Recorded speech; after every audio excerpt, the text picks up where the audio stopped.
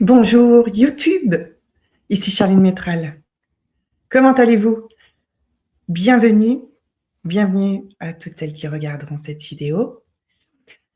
Aujourd'hui, on va parler d'un moment clé dans une vie, l'année où tu pivotes. J'espère que c'est cette année. L'année où tu décides que continuer comme avant, c'est plus possible. Ce pivot, c'est pas quelque chose de miraculeux, c'est pas quelque chose de magique, c'est une décision. C'est une décision à l'intérieur de soi qui est vraiment profonde et qui dit: «C'est maintenant, j'évolue maintenant, c'est maintenant que ça se passe». Cette décision, au fond, elle n'a rien à voir avec ton âge, avec les circonstances que tu vis ou même avec la chance. Ça a tout à voir avec ton cerveau, avec tes schémas, émotionnels et relationnels, avec ton identité et avec tes limites. On va décortiquer un petit peu tout ça ensemble aujourd'hui, mais de façon ultra concrète. Je voudrais que tu comprennes pourquoi tu restes bloqué un peu dans tes anciens schémas, comment fonctionne ton cerveau quand tu veux changer et puis pourquoi tu répètes, les mêmes histoires, relationnelles notamment et surtout comment stabiliser une version de toi qui avance. Donc on va pas parler de trucs magiques, on va parler de choses réelles, de psychologie réelle, de neurosciences, d'identité, de comportements très concrets. Donc installe-toi et on commence. Avant de commencer à te parler, d'identité, de relations, de limites, on doit comprendre une chose très, très simple en fait. Ton cerveau, c'est un organe de survie, c'est pas un organe d'évolution, d'accord? C'est-à-dire que ton cerveau, il se fiche complètement que tu sois hyper heureuse, épanouie ou pas, en fait. Ce qu'il veut, lui, c'est te garder en vie. Il veut que tu restes vivante. Pour rester vivante, lui, ce qu'il aime bien, ce qu'il veut, ce qu'il va privilégier, c'est tout ce qu'il connaît. C'est tout ce qui est répétitif. C'est tout ce que tu as déjà vécu. Tout ce qui est prévisible, quoi. D'accord? Même si c'est douloureux et même si ça te tire vers le bas. Je vais donner un exemple très concret. Si tu as grandi dans un environnement, par exemple, où il fallait tout contrôler pour éviter un peu le chaos, ton cerveau, il a enregistré contrôle égale survivre. D'accord? Et quand tu vas rencontrer des personnes, des gens stables, prévisibles, qui auraient été, des personnes qui auraient été saines pour toi, tu ne veux pas y aller. Parce que ton cerveau ne reconnaît pas ça comme de la sécurité. Il reconnaît ça comme quelque chose d'inconnu. Et l'inconnu, pour lui, c'est un danger. Donc, il ne s'oriente pas naturellement comme ça. Voilà pourquoi il arrive qu'on sabote de bonnes relations. Pas parce qu'on ne les mérite pas, il ne s'agit pas de ça du tout, mais parce que notre cerveau, il ne les reconnaît pas. D'accord? Il y a un autre point aussi que je voulais te partager, c'est la mémoire émotionnelle, elle est plus forte que la mémoire logique. Ça veut dire, il y a des événements qui t'ont marqué dans ta vie, ça, bien sûr.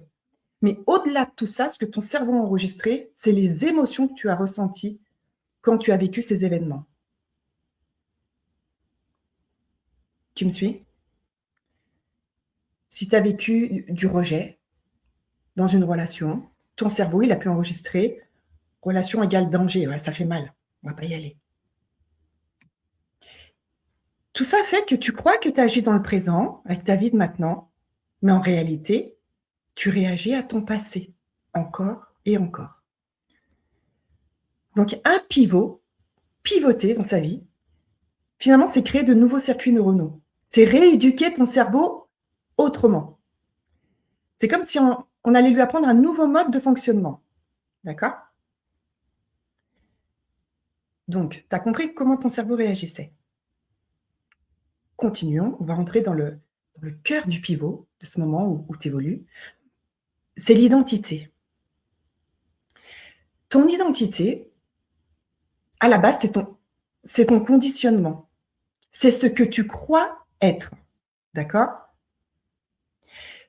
Si tu crois être une femme qui doit toujours se débrouiller toute seule en toutes circonstances, une femme qui dérange si elle prend la parole et qu'elle donne un avis contraire à celui qu'elle entend en ce moment,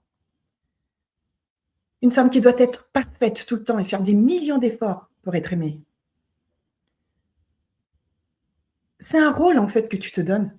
tout ça. Ça ne veut pas dire que c'est toi, c'est pas toi. C'est un rôle que tu te donnes. Un rôle que tu as créé depuis très longtemps, dans ton enfance, dans ton adolescence, pour t'adapter à ton environnement. Le problème maintenant, c'est que tu es adulte aujourd'hui. Tu n'es plus dans cet environnement de départ. Par contre, ton système interne dans ta tête, il n'a pas été mis à jour. Donc, je te dis ça parce qu'un pivot, le moment où tu décides vraiment d'évoluer dans ton expansion, c'est une mise à jour de ton identité. Tu vas pas changer ta vie en forçant, en faisant des trucs hyper durs et tout. Tu vas changer ta vie en devenant la femme qui marche déjà dans la vie qu'elle a envie de créer. Comment on fait ça? C'est tout un travail, mais tu peux commencer déjà par des petites choses. Faire peut-être évoluer un peu ta façon de parler, changer ta façon de prendre des décisions, ta posture, tes limites, ton rapport à toi-même aussi. L'idée, c'est que jour après jour, un petit peu, tu commences à te comporter déjà comme la future, version de toi, j'ai envie de dire, comme la version un peu actualisée, celle que tu vises. Commencer maintenant, même si ta réalité actuelle, elle n'est pas encore alignée à ça. C'est ça le pivot. C'est ça le pivot de départ. Et quand tu pivotes, tes relations vont se modifier. Les relations. Pourquoi on répète toujours les mêmes histoires? Pourquoi on retourne vers des gens qui nous tirent vers le bas, par exemple? Pourquoi on accepte juste des miettes dans certaines relations? Ça, c'est pas de l'amour, hein. C'est de l'attachement traumatique. C'est un lien qui n'est pas créé par la stabilité, mais par les trucs irréguliers, par l'incohérence, par les chauds-froids. On reste, on a pris l'habitude, notre cerveau, il connaît ça. Donc, il connaît ça, pour lui, c'est comme il connaît, c'est son habitude, on reste là-dedans, il ne va pas chercher autre chose. Et le corps confond l'amour avec la passion. C'est pour ça que certaines personnes, les relations saines, elles les trouvent fades au départ. Et c'est pas parce qu'elles sont fades, pas du tout. C'est parce que leur système nerveux n'est pas habitué en fait à la sécurité, au truc cool et tranquille. Donc il y a un pivot relationnel à faire aussi, tu vois. C'est arrêter de confondre intensité et amour. C'est arrêter de confondre attachement et compatibilité. C'est arrêter de confondre les émotions fortes et les relations saines. Il y a plein de choses à travailler là-dedans. Un pivot relationnel, c'est pas forcément quitter quelqu'un, mais en tout cas, c'est quitter l'ancienne version de soi dans cette relation. D'accord? Donc, quand tu évolues, il y a tout ça qui se met en place. Et il y a un truc dont on ne parle pas beaucoup, quand on traverse tout ça, c'est la période qui suit les premiers micros-ajustements. Au début, c'est bien, on y arrive, et puis d'un coup, on a l'impression que c'est le désert. C'est le désert dans nos vies. Le désert, c'est un entre-deux. C'est ce moment-là, cette période où tu es dans « je veux plus vite comme avant » et en même temps, je suis pas encore dans ma nouvelle version, j'ai pas encore les résultats que je veux.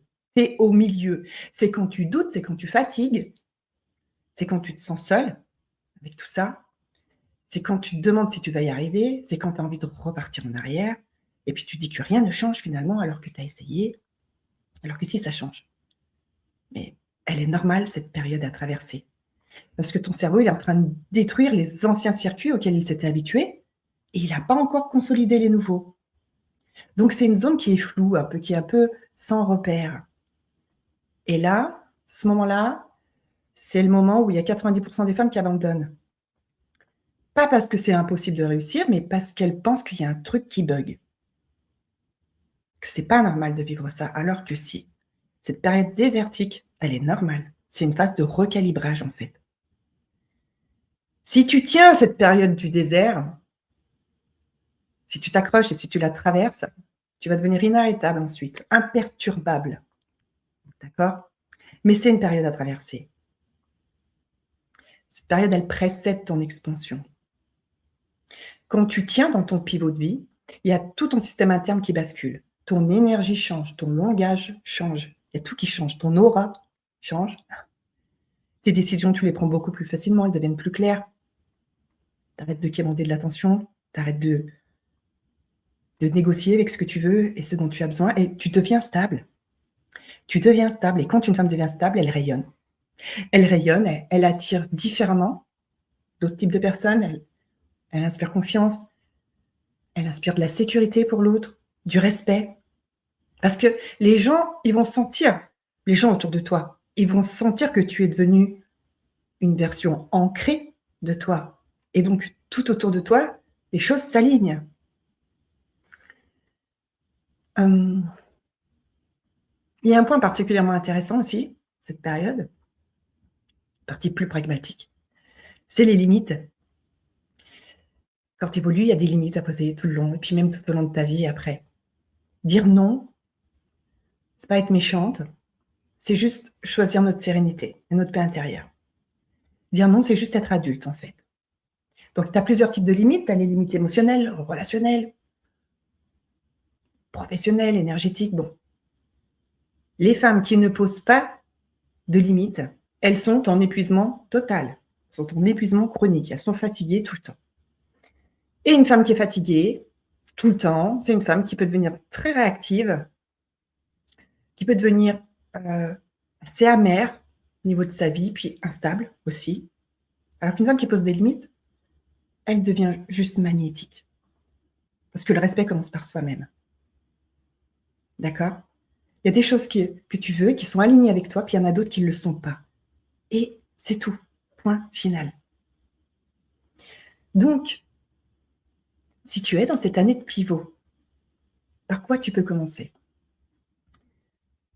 Toi qui regardes cette vidéo, commence à travailler ton identité. La femme que tu deviens, elle est comment? Quel comportement elle va incarner? Tu peux commencer à y réfléchir. Tu peux aussi couper de tout ce qui te vide dans ton environnement, ce qui te vide physiquement, ce qui te vide émotionnellement. Tu as un travail à faire là-dessus. Il y a aussi l'idée de faire attention à ce dont tu as besoin désormais, jour après jour. Peut-être que tu as besoin de clarté, de repos, d'espace. Tu as besoin de calme. Tu as besoin de poser des limites. Tu as besoin de quoi, toi, en ce moment? Tu ne peux pas être stable si tu ignores les choses dont tu as besoin, si tu les relègues au second plan. L'idée, c'est pas de faire des changements exponentiels tous les jours, c'est d'en faire un petit peu. Genre 1% tous les jours, pas 100%, un petit peu tous les jours, parce que le pivot, il est progressif. Tous les jours, tu t'es dit que tu vas essayer d'évoluer un petit peu sur un truc, sur une chose.